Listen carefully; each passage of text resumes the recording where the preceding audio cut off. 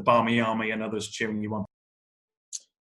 No, look, at the end of the day, I think, you know, you got to look at it as we're walking out on the field to represent our country. And, you know, when you've got the 3 lions on your chest, you know, there's nothing more sort of, you know, you can't feel any more prouder in, you know, given the sport that we play. You know, I know there's not going to be anybody in the crowd to hear or get that energy from, but, you know we've got hundreds of thousands of people watching us from around England who want to see us do well. So, you know, I don't have any issue with anybody using that as an excuse to not get up for this game. You know, it's been 14, 15 weeks without us playing. So, you know, I think the fact that we're out on the field playing for our country, you know, you don't get that feeling just because there's nobody in the stands. So, yeah, there you go. Just one final one, a cheeky. You know, we've been in lockdown now for 2 weeks, and I've been very impressed with the way that the lads have just cracked on with the amount of change that we've had to deal with. And I think tomorrow couldn't come at a better time. You know, everybody's ready and raring to go. There's only so much training you can really do before you start not getting bored, but start getting a bit frustrated that you're not out on the park. But today's been a really good day. I think everybody's got back into their routines that they normally would do the day before a test match. And everybody's just really, really excited about what tomorrow's going to bring. George the Bell.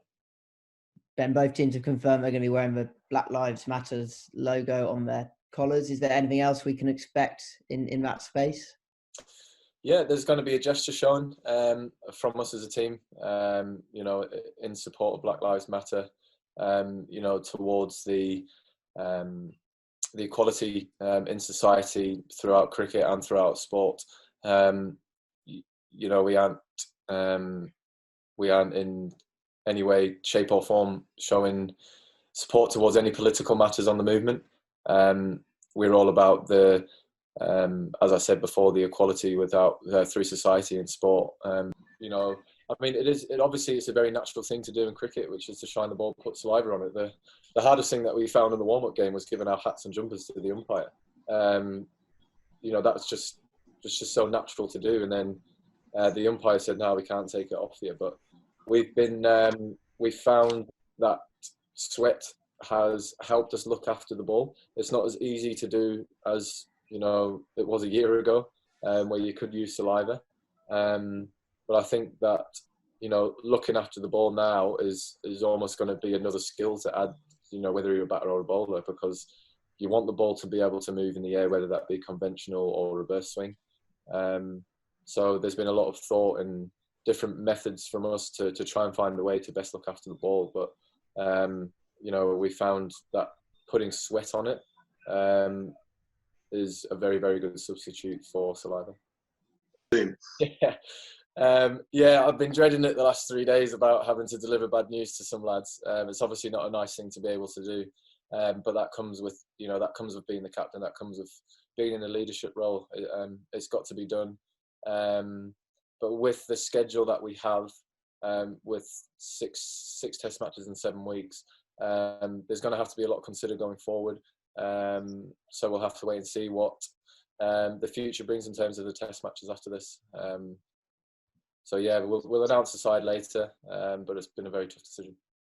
Thank you. Yeah, I mean, I'm excited. Everyone is excited. You know, we've sat up at home for a couple of months and we haven't been doing what we've been accustomed to doing for years. So yeah, I think it's a really positive moment in cricket. And I've been watching, obviously, the football on TV. Formula One is just about, you know, to kick back in. There's been a little bit of horse racing here and there, golf, and it's been different. But I guess after a period of time, you know, people would become more accustomed to this new norm. I'm sure it wouldn't last forever, but as it relates for the present, you know, I think it is what it is, and we are all just finding ways to cope with it. Thanks a lot. Thanks a lot. Yeah, the mood in the camp is very good. You know, the guys are really excited to get back on the field. It's been a while since we played international cricket, so everybody's really relished the opportunity. We've had 4 solid weeks of preparation. I think the guys have worked really hard to get themselves back up to match fitness, and you know, I think it's more or less is green light to go now. Everyone has been talking about it now for the last couple of weeks, and most of the boys are just eagerly awaiting the first ball to be delivered tomorrow. And in terms of you and your... Yeah, we're still tinkering around with a few combinations, you know. The beauty about our side is that, you know, we've had people like Ray Marifa come back into the squad and do really well. Raheem Cornwall has obviously been outstanding in regional cricket over the years, and the last Test match he was the man of the match as well. Jermaine Blackwood had an outstanding first-class season, scoring the most runs. So it's a good headache to have per se when it comes to selection. You know, you always want to be put in that situation as a captain and as a selection panel. I think once you have selection headaches, that means that there are guys pushing the barrier and pushing down the door to be selected. I'll leave my advice to Stokes after this series. But look, I think England are in capable hands. You know, he's an excellent cricketer, a great competitor. And I'm sure the guys in their dressing room look up to him as well too. So pretty much he'll have experienced campaigners in his dressing room as well to help him along, I'm sure. So I wish him all the best in his tenure in this one game, perhaps as captain. Question from Sam Ellen.